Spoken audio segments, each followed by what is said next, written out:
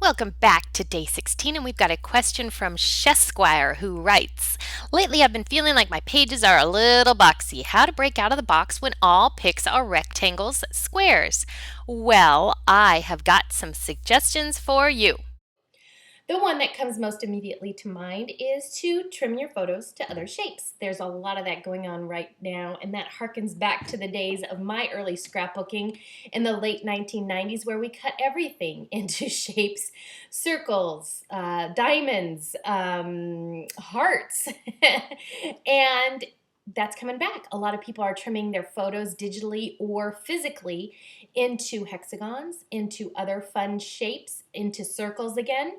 So don't be afraid to experiment. I think it can work really well if it's a repeated pattern on your page, like if you're doing a page of circles and you trim your photos to a circle, or if you're doing a page of hexagons or honeycombs and you trim your photo to that hexagon stop sign type shape and plug it into the overall repeating pattern, it can look really neat. But if you do not want to do that, and that's not something that I would tend to do, having been there, done that in the 90s and have no desire to revisit it now, what you can do is layer your pages, layer your photos on your pages rather.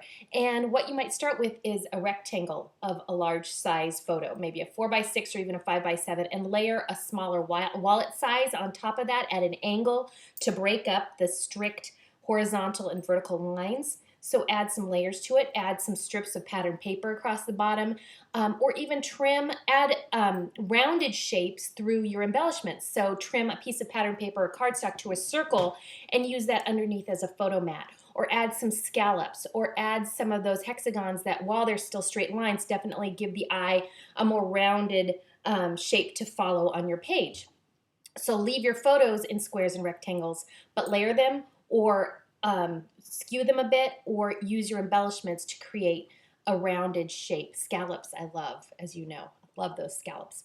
Don't be afraid to experiment with those embellishments. And also, it might help if you're using a lot of collages where you've got one photo, next photo, next photo. Play with that too. Skew it on the page or move them so they overlap a bit and give your eye a new shape to follow.